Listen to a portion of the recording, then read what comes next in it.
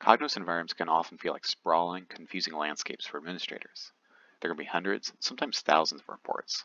Some reports are used often, some are never used. And some reports have problems that impact end users. Finding and identifying these issues can be a very tedious and time-consuming task for administrators. Thrive by PMsquare helps administrators by giving them quick, meaningful insight and issues occurring within their environment. Let's take a look at some examples of how Thrive can help administrators identify certain issues. This is the main overview dashboard for Thrive. There are a number of high-level environment metrics displayed within this dashboard. The data is being filtered based on time period, which can be selected from the drop-down at the top. There are a number of pre-built periods that can be selected, or you can use a custom range. For this example, we're going to focus on the failing reports widget at the bottom right. Straight away, we can see the top 5 failing reports within the environment and how often they failed. This graph can also be customized to fit your own personal preferences for viewing the data. Selecting total allows you to choose different aggregate options from the dropdown. So if you want to see total percentage of fails, you can see that as well. We can also drill down further to gain additional details about the failing reports. Selecting the See All icon launches a detailed dashboard about all reports in the environment.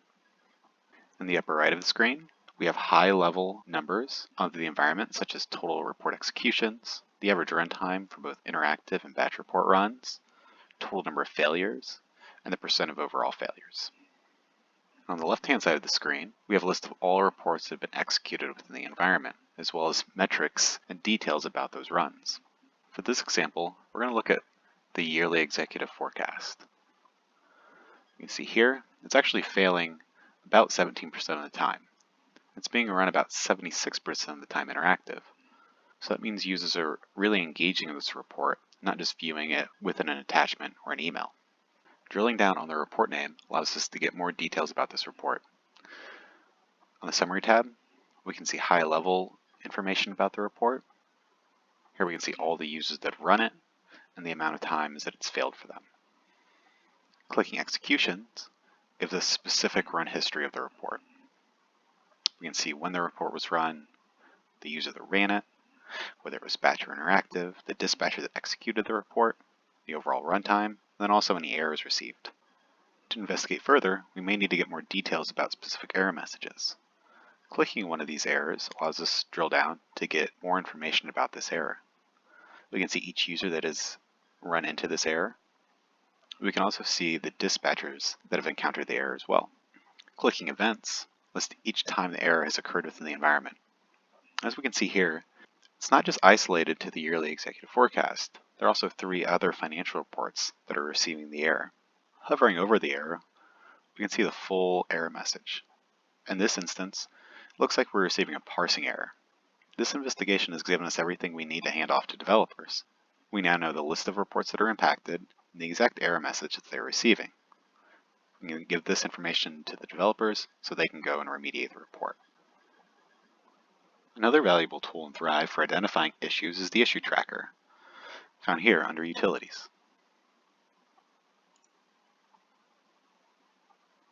This dashboard automatically tracks 3 categories of issues: user adoption, performance, and stability, or errors. Depending on the issue, there will be different metrics displayed on each issue card. For example, looking at the issue card for this specific error, we can see the total number of reports that have encountered it and the total number of users. We can see when it was first encountered as well. The cards themselves offer ways to manage the issue. There are 2 buttons to facilitate this: Resolve and Ignore. Resolve allows you to clear an issue from the dashboard once it's been fixed. It will no longer appear in the dashboard unless a new occurrence of the error appears. Ignore allows you to temporarily remove an issue from the dashboard.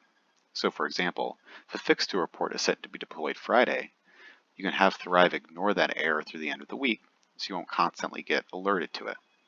If the fix doesn't get deployed, or if it is unsuccessful in resolving the issue will return to the issue tracker within Thrive. Just like we saw with the overview dashboard, each card can be drilled down on to get more details about the issue to help you identify the root cause and how to resolve it. The issue tracking features in Thrive help turn a once opaque exercise of finding and resolving issues into a transparent and intuitive experience.